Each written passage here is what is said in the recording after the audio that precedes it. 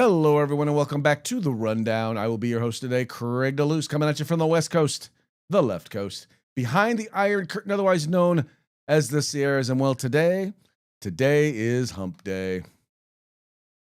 Uh-oh. Mike. What day is it, Mike? It's Hump Day. Hump Day! It's Hump Day. Hump Day!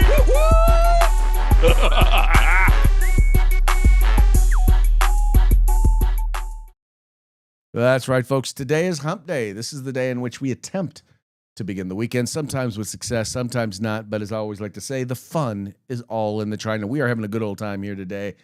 Mike is working to try and get here. He says he's about 10 out, so we shall see. I've left the line open so that if he can reach in and if he can come and be on the program, it will be here for him. I'll just got to keep an eye out for him and get him plugged in.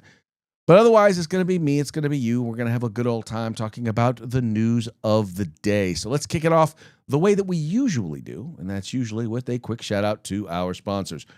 We're going to start with the folks over at Hitman Industries. That's right, Hitman Industries. They make rifle and pistol caliber barrels. They are available for you to purchase at any length. All you have to do is go to hitmanindustries.net. If you've purchased an AR recently, chances are you already have one of their barrels. Why not get another one? Whether you're starting a brand new build or you're looking to redo your old rifle, look, start your experience with Hitman Industries. And then we've got the California Republican Assembly working behind enemy lines to help elect conservatives to all levels of government, from school board all the way up to President of the United States. Ronald Reagan once referred to CRA as the conscience of the Republican Party. You need to find out why. Just go to cragop.org. That is cragop.org and find out why. Because if you want to be a part of California's future today, you got to join CRA. And then we've got the best in concealed carry tactical holsters on the market at hogholsters.com. That's right, hogholsters.com. Just go there. By the way, it's HAWG holsters. That's how they spell it. Just go to hogholsters.com. Check them out today. You will enjoy it. Trust me. Make sure you use the discount code The Rundown, all caps, no spaces, one word, and get your hog holster once again today. Oh, on discount, by the way. And then we've got the place where you can find all things tactical except the gun. They have a huge selection. Oh, by the way, that would be uscombatgear.com. They have a huge selection. They have competitive pricing, and they specialize in group sales. So you need to go there today. You need to go check them out. Once again, uscombatgear.com. Also want to tell you, we are literally days away from the final launch of the 2A newsletter.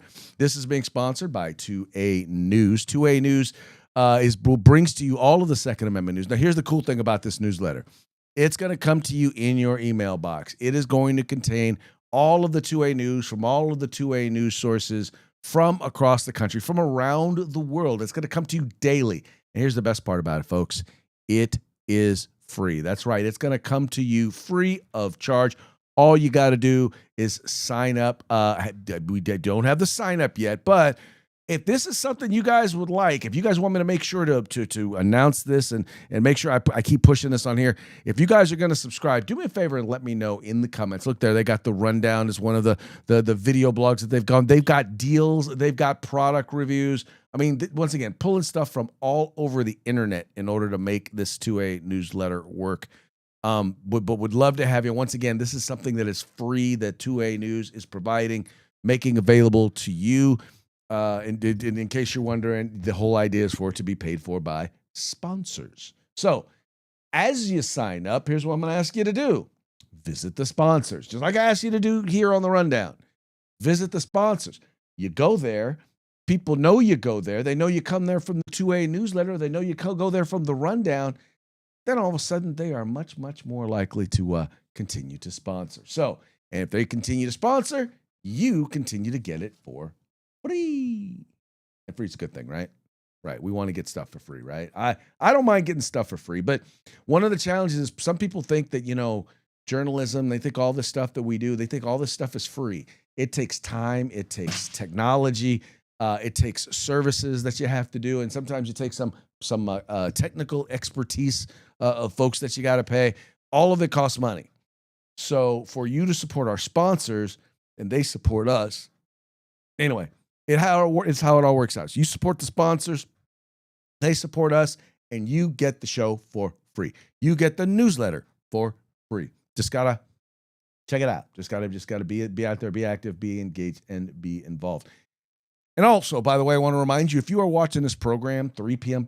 during the 3 p.m. hour in California or on the West Coast, or at 6 o'clock hour on the East Coast, you are watching us live. And so we would love to get your comments.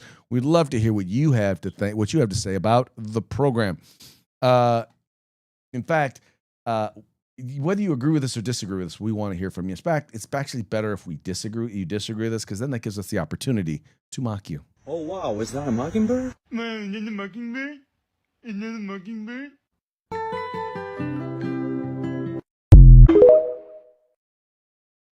Yeah, that's right. We relish the opportunity to mock you because, well, it's fun. As I was saying yesterday, I have some friends from high school that have decided that they want to challenge me on some of my political views. Now, as I said yesterday, these are folks who were, let's just say, they were no scholars back in the day, and they have demonstrated that they are no scholars today. Not saying, just saying. Yeah, they ain't no scholars today. They have not improved their studying powers. Anyway, all right, let's go ahead and get into today's news topics. I realized I need to do the reset here. Here we go. So, the NAACP, the National Association for the Advancement of Colored People, is very, very upset about the redistricting that has taken place. In particular, about the court ruling that the Supreme Court came down and said, yeah, you're not allowed to discriminate when drawing political lines. In other words, when you're drawing political districts, you cannot use race as the factor. Well, with very few exceptions. In other words, you have to prove that there has been a recent history of discrimination. Well, they're not too happy about the NAACP is not too happy about that. So they are organizing a boycott because, that's what they do. And in this boycott, the NAACP is calling for black student athletes to boycott Southern schools amid redistricting backlash. This is being reported by NBC News. It says the NAACP launched a campaign Tuesday calling on black student athletes to boycott Southern colleges in the wake of a Supreme Court decision last month that weakened the Voting Rights Act, leading to the dismantling of one majority black congressional district and a push to scrap others. Quote, the NAACP will not watch the same institutions that depend on black athletic prowess to fill their stadiums and their bank accounts remain silent while their states strip black communities of their voice. NAACP National President and CEO Derek Johnson said in a statement. The group is urging black recruits to withhold their commitments from a list of universities, primarily in the NCAA's Southeastern Conference. The schools are in the following states: Tennessee, Louisiana, Alabama, Florida, Mississippi, South Carolina, Texas, and Georgia.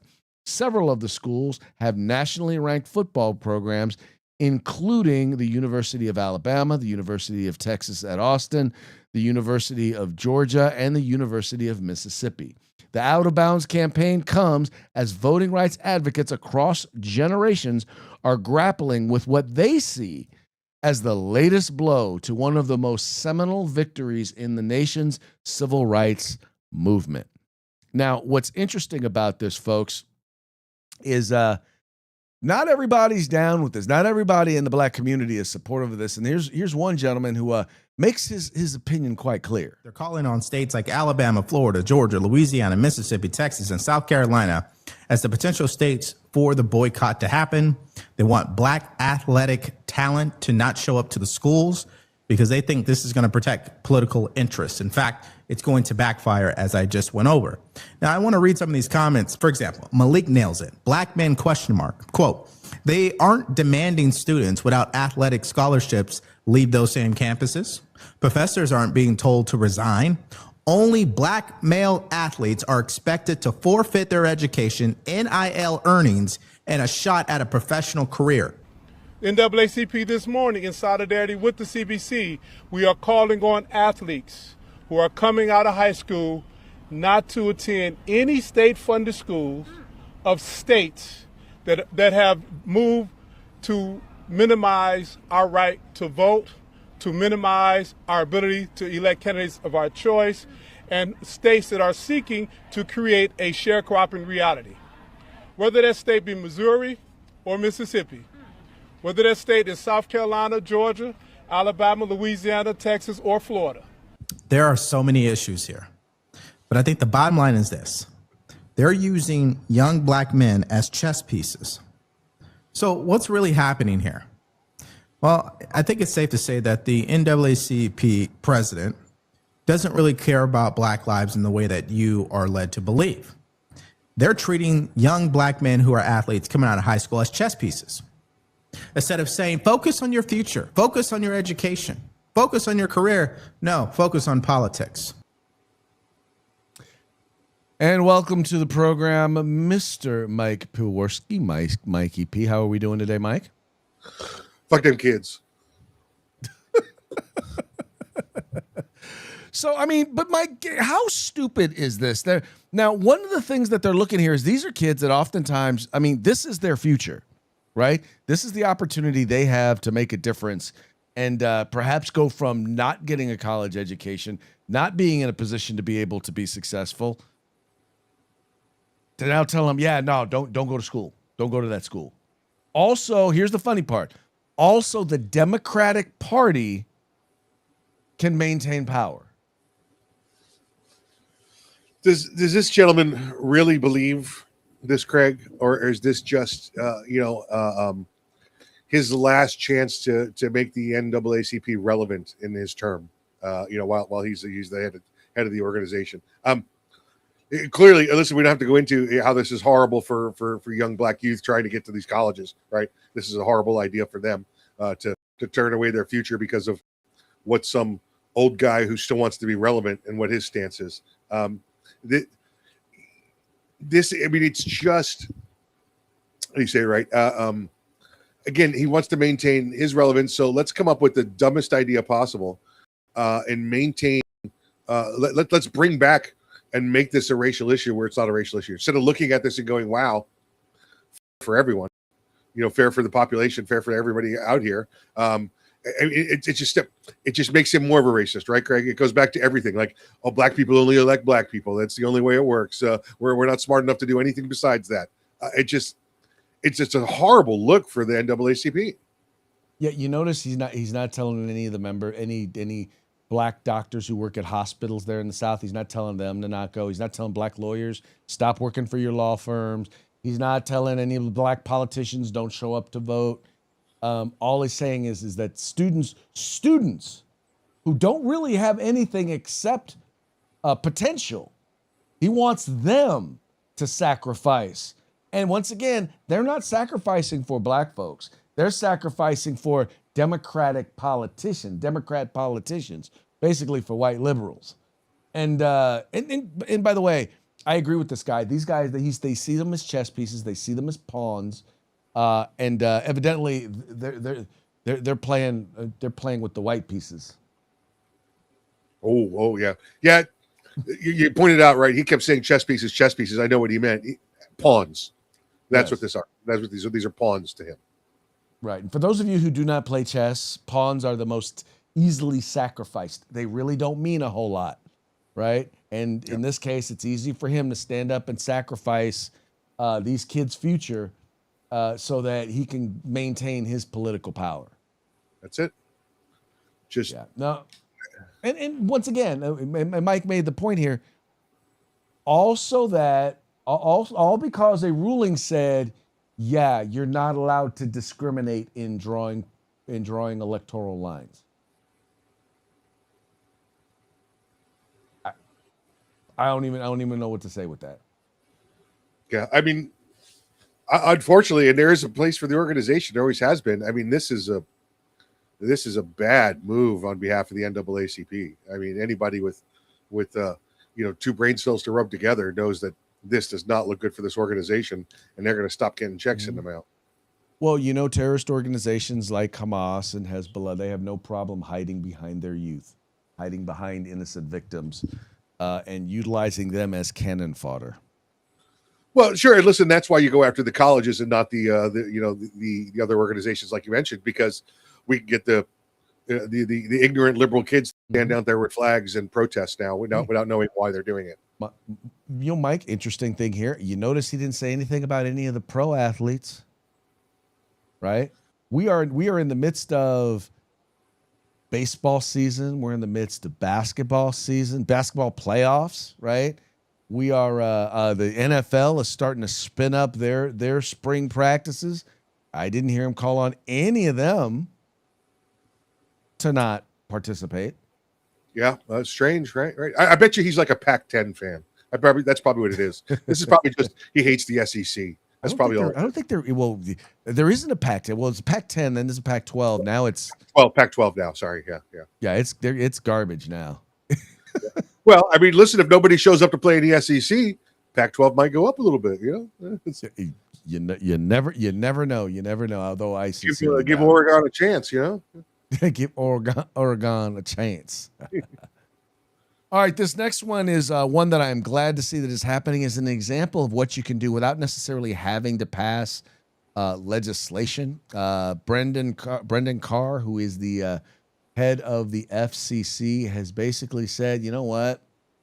Maybe it's time that we started putting parental warnings for transgender comment in children's shows. This being reported by the folks over at Breitbart. It says here the Federal Communications Commission, or the FCC, Chairman Brendan Carr told Breitbart News at a press conference on Wednesday that parents are increasingly concerned about transgender content in children's television as the agency considers updating television ratings. Breitbart News reported how the FCC Media Bureau is seeking comment on and if the agency should update television ratings to warn parents about children's programs that discuss gender identity and other controversial topics. This seems to me like it would be just a normal thing. And I don't know why even folks on the left would have a problem with this, because if they're talking about gender identity issues and you want your kids to hear about gender identity issues, then those programs will be identified for you. And if you don't want your children to hear about transgenderism or gender identities, those programs will be labeled for you. Yeah, why not? Right? I mean, this is what they want, right? They want their DEI. They want all these gender issues, right? So why not we just label them for them? So it's clear that they don't have to waste their time watching some patriotic TV show. They could just go, straight to trans DEI issues and watch what they want to watch there. There you go. They can do their drag queen story hour on television per day if they want. They can do a marathon of it if they want. There you go. There you go. I just think that the biggest part about all of this, and this is the most frustrating thing when I get into arguments with people about this, is they're like, well, they just want to live their lives and, they just don't want to be gotten rid of. And I'm like, no, here's the problem is the policymakers, they don't want us to just let them live their lives. They want us to celebrate it. They want us to buy into and be a part of their decision. And you just can't mandate that people do that. And in particular, you can't mandate that their kids do it. Yeah. I mean, listen, it's laughable to try and turn the TV on today. We do make it a drinking game, basically. Turn the TV on, watch a program you never watched before, and see how long it takes until a main character is an LGBTQ that they put into the story. And by the way, it's not 1 out of 10% like it would be throughout the United States. It's like 80%. They might as well call it the LBGQ2 hour, or something like that. It just. I will never forget, you had seen it before, and it had happened before. And it wasn't, but I still remember the one time I was watching. Watching Law and Order. This was back when Fred Thompson was the DA, right? Or was the DA. And I remember that. I only remember the character's name. She was a blonde sitting there, and she was about to get fired because she had done something really, really unethical or something really, really stupid. And out of the blue, she says, is it because I'm gay? Scene. And I'm like, where did that come from? Yeah. That's a writer that didn't have an ending. That's what that was. I mean, here's the thing. I'm not saying it can't be, but when you shove it down people's throats, right? When it's got to be a plot in every single show. Yeah. When social justice has to be a part of every single show. I like watching the show FBI, and I get frustrated because I'm like, you'll see the male agents will be chasing a guy down or will get in a fight with somebody, and it's not until the female agent shows up and helps get in the final blow or tackles the guy that they're able to finally subdue him. And I'm like, okay, what world is this in?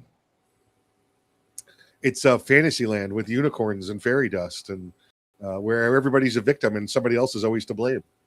Yeah, I'm like, I'm not. I mean, don't get me wrong. I'm not saying it's impossible, but I don't see many worlds where if I'm running away from somebody, a 120-pound woman is going to do a flying tackle and take me down. I'm not saying it could never happen. Yeah. I'm just saying if I'm going to the cow sheep markets, I'm betting on me. You know, I taught a lot of combatives, defensive tactics, that kind of stuff throughout my career. And one of the things we'd always teach people, it didn't matter if they were male or female, is listen, if you're a 100-pound dude and it's time for you to take down a 200-pound dude, don't forget the laws of physics. No matter how good you are, the laws of physics are always going to be the laws of physics. Right. I'm not going to say, listen, Ronda Rousey's not going to armbar you in 16 seconds or something like that. I'm saying the laws of physics are the laws of physics, and you need to understand reality. Right. Yeah. Laws of physics say things that weigh more are people that weigh more. Well, let's just say they bring in a little something with them. Yeah. Yeah. Hey, listen, again, nothing against the women. They could, put on a good move, get a good strike in, block a knee, do something like that, and, delay or put down. But, just run a car against the truck and see what happens. There you go. Once again, the law of physics. And maybe if we did that a little bit more, we wouldn't put people in such danger. But anyway, that's Hollywood. Ain't gonna mess with Hollywood, but yeah.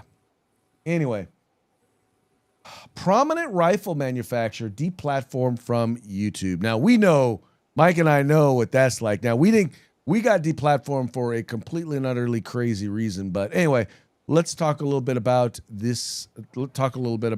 Story. So, this story coming from our friends over at Bearing Arms, Mr. John Petrolino says here, prominent rifle manufacturer deplatformed from YouTube. Bearing Arms has been tracking for years the digital warfare waged against firearms industry. We have a new casualty to report, and this time it's manufacturer Bighorn Armory. YouTube has notoriously been bad at giving out strikes and deplatforming creators.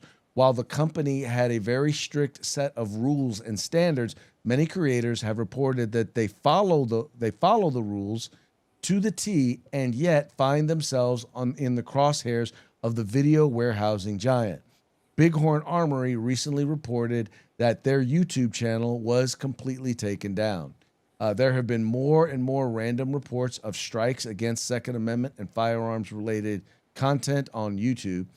The last few weeks in particular, there has been a pile of anecdotal stories of creators having to get creative to combat strikes. Let's see here. Now, these are some of the examples they give. Our friends over at Texas Gun Vault recently adopted a new strict policy of stating several times throughout his video that he is not selling guns, which he is not, and that his work is for educational purposes.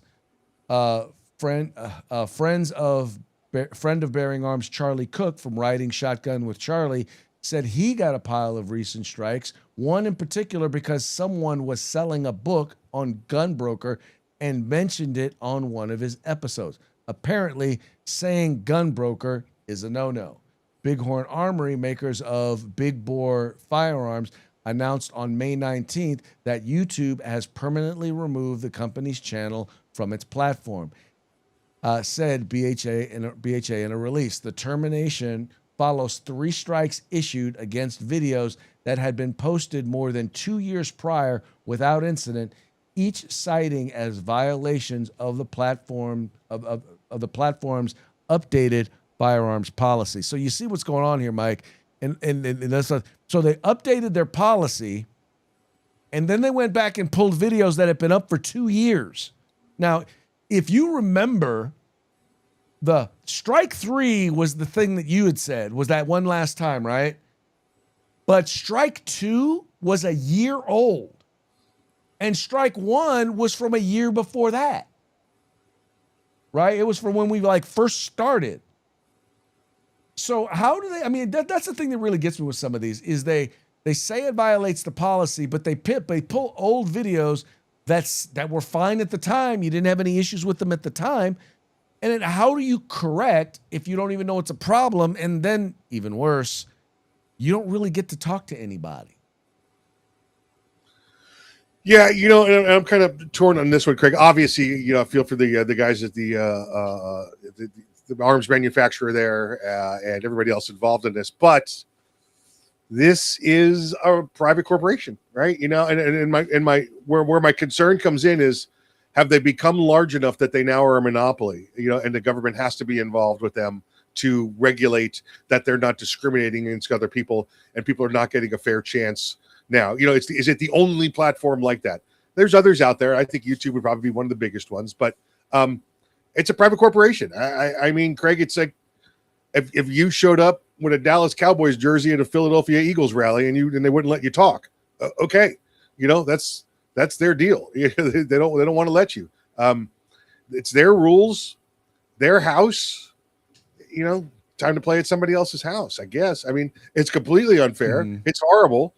I'm sorry that they relied on them for their business, their business mm-hmm. model, but I don't know. The big question that comes to me, Craig, is do you think that they're large enough to be what would be considered, a public forum, the only public forum, a monopoly of public forums, to where the government should be involved in this?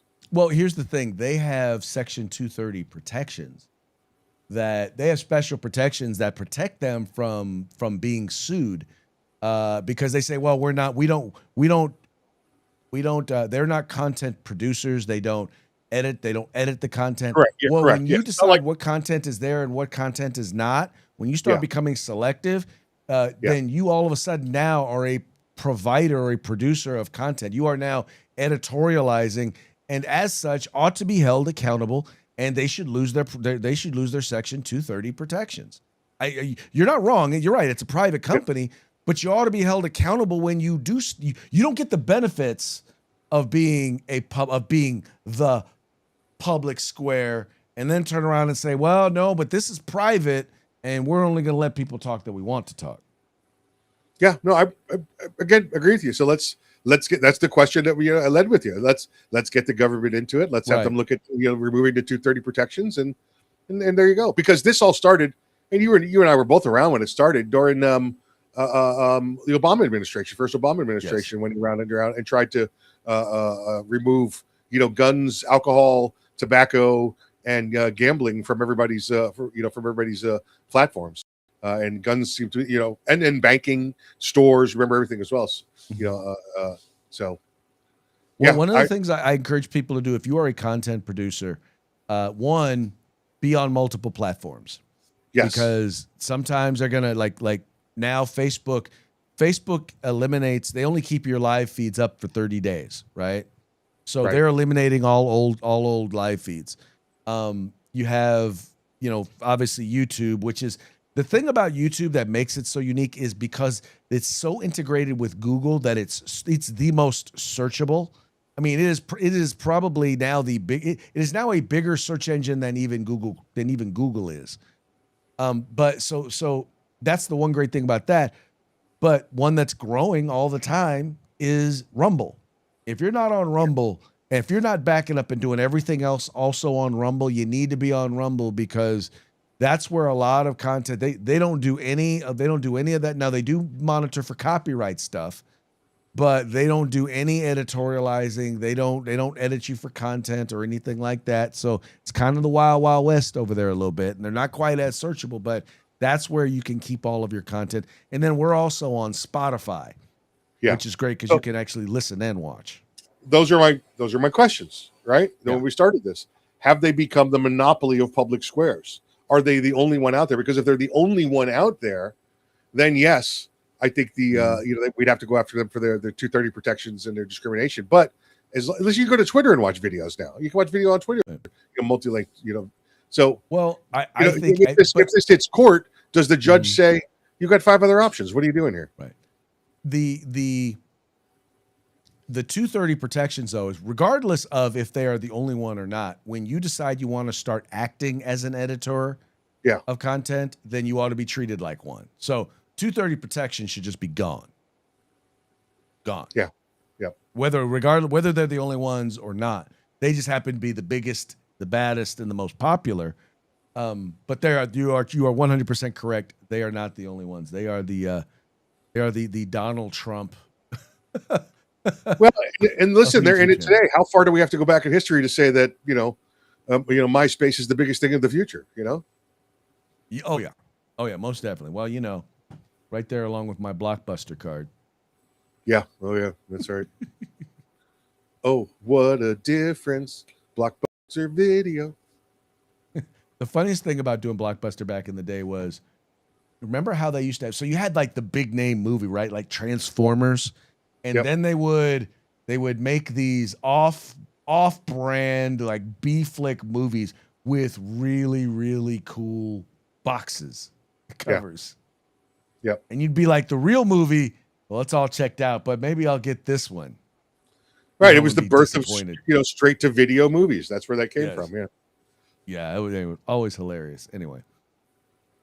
All right, and this is one that is finally, we talked about this when they first talked about it happening, but now it is in fact official.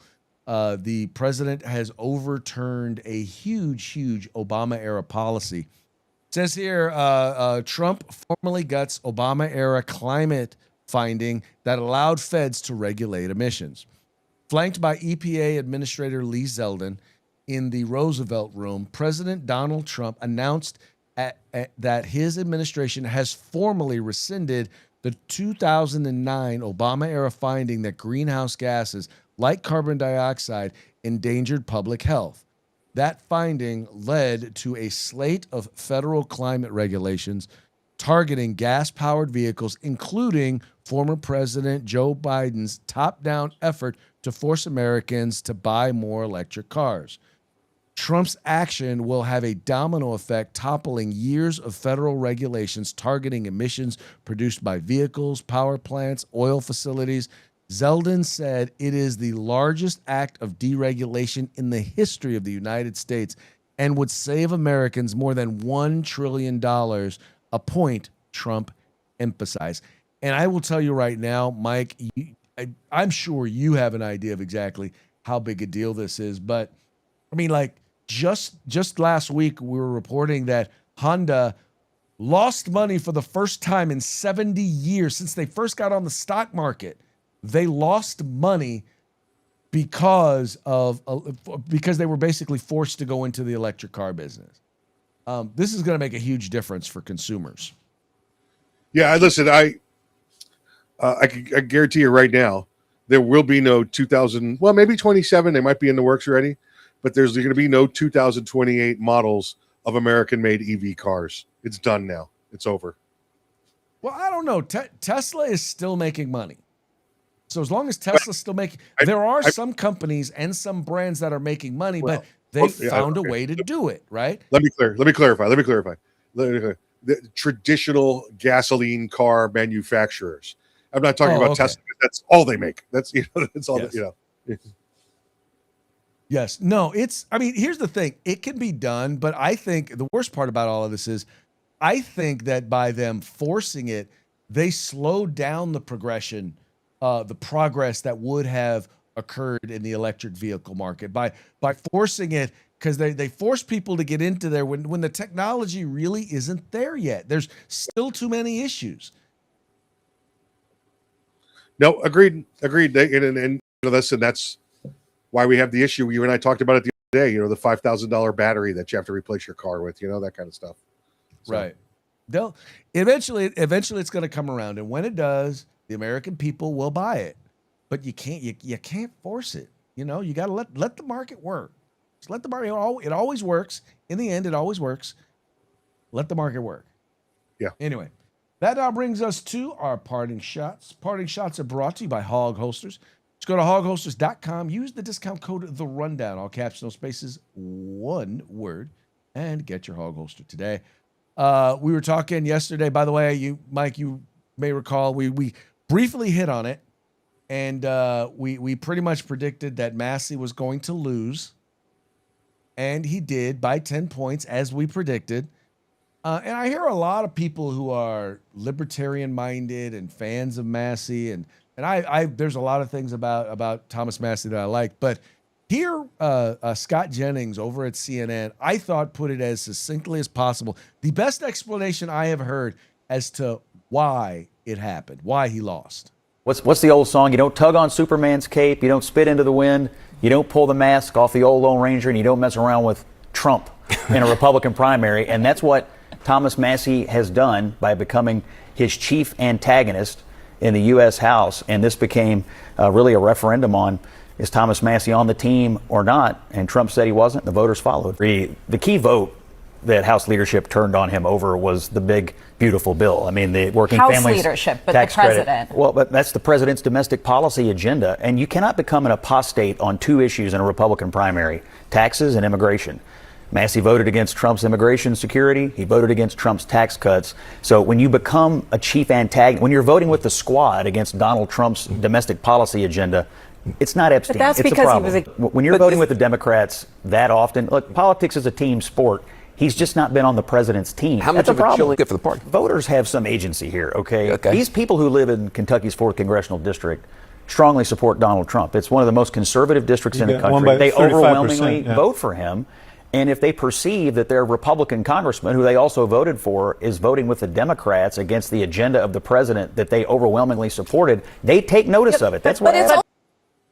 Exactly. And that's really what it comes down to. And they didn't even mention the fact that, basically Massey came out and was like accusing Donald Trump of, being controlled by the Jews and protecting pedophiles. I'm like, did you really think the president wasn't going to put all of his weight against you after all of that? Yeah, he's a little wacky, Massey. He always has been. You and I talked about his alternative Second Amendment policies as well. But, listen, I've said this to you before.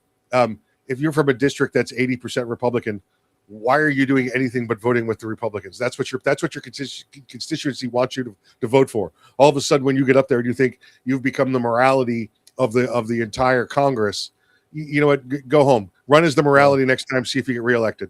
The best example I heard someone say he is the perfect example of the perfect becoming the enemy of the good. There were some things, and I get why he voted the way he did, because some of the things could have and should have been better. But I'm like this: did the bill get you closer to where we wanted to be? If it did, then you support it. It ain't perfect. You come back for the rest later. This is what happens to when you're an absolutist in politics. Exactly. Well, this next one, now these are some absolutists that found out that they may not necessarily be as absolute as they thought they were. America has always been a fascist country. We're fighting fascistic tendencies in the United States. It feels almost like a dictatorship. Since you hate America, here's a one-way ticket out. Not coming back. We're here at Harvard asking students how they feel about America and if they would revoke their citizenship and take a one-way ticket to leave and never return. So let's start with, what do you think of your country? It's been getting really crazy. America has always been a fascist country. It feels almost like a dictatorship in some ways. And also with the ICE thing, goddamn.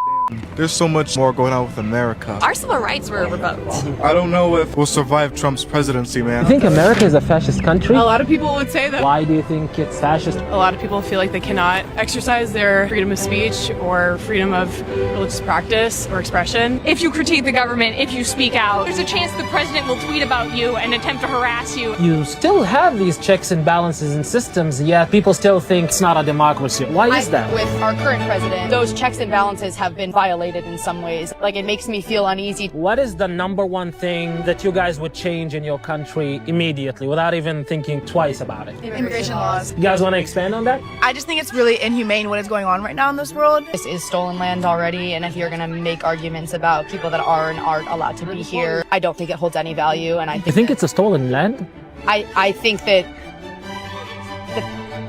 The first thing I would do is remove ourselves from foreign conflicts. Even if one dictator is bad, we're hearing one side of the story. I think the United States has broken international law, undermining the sovereignty of places like Iran and Venezuela. Do you think the situation is that bad that people would be interested in revoking their citizenship and moving? Yeah. Is it safe to say you hate America and aren't proud to be a citizen? Yeah. Yes, of course. I mean, yeah. Is there any country you would rather live? Copenhagen and Copenhagen! I would go to Ireland. New Zealand. If we gave you one-way ticket, would you take to leave America and to move to New Zealand? To Ireland, Belfast, I think? Completely move out of the country? Not coming back.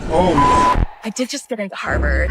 that's a really hard question. No, I think by the end of the day, we're still stuck in this together. I have obligations. All right, I got awesome. family here. I got school here. All right, fine. We'll take that as a no. Practically, I think it would probably be a poor idea. Like, there is still, like, a lot of good opportunities in America. Born and raised in America, my whole family's here, my whole life is here. This has been home, this is opportunity. I'll never be able to take that away from, the place that I was born in. When given a real chance to leave, no one takes it.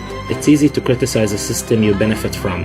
But when that system is taken away, the reality becomes a little more complicated. Damn. I love that angle. Love it. Love it. Yeah. Anyway, people don't really think through politics sometimes. I think they don't really stop to think that well, there are choices, right? And you can decide. I mean, here's the thing, man. There are a lot of people who really don't like either party, like this guy. We just have good box, bad box. No one has any nuance. Nuance is out. Nuance is the new N-word. That's it. It's over. People want to know, what side are you on? I'm like, I don't know. You both seem fucking annoying. Right? Scary. Isn't that weird? We have 2 political parties.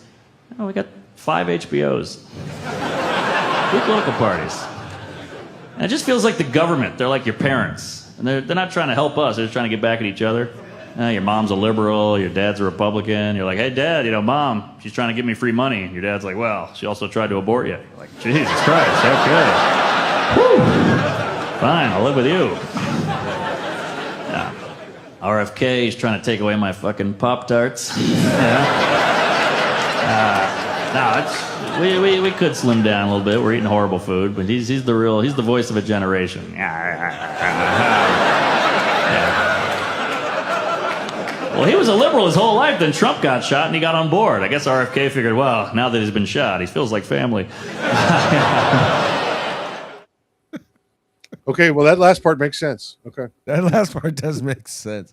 That guy, I love him. He's like, he definitely pushes the envelope with his comedy. And I enjoy comedians who do that because, and I'm okay with them stepping over the line every once in a while because that's how you find out where the line is. Exactly right. Yeah, no problem. All right, folks. Well, that brings us to the end of our program. But before we go, we're going to give one more quick shout out to our sponsors. Hitman Industries, hitmanindustries.net. Get on over there, get yourself some AR barrels. They got rifle caliber, pistol caliber, any length you desire. You could rebuild your next AR or build your next AR or rebarrel your current AR platform. That's hitmanindustries.net. California Republican Assembly, fighting a good fight behind enemy lines. Now you can take part in California's future today. And if you want the best in field gear, tactical gear, web gear, law enforcement, security, fire, EMS, whatever it may be, get your group together, get your agency together, place an order at uscombatgear.com where you can get everything except the gun. Once again, folks, please take a moment and visit our sponsors. All you have to do is follow the links in the description to this program. Go there, check them out, spend some money with them, and tell them it was the guys over at the Rundown that sent you. That's going to be it for today's program. We will be back tomorrow on Throat Punch Thursday. Till then, y'all have fun. Y'all stay safe, and we will see you mañana.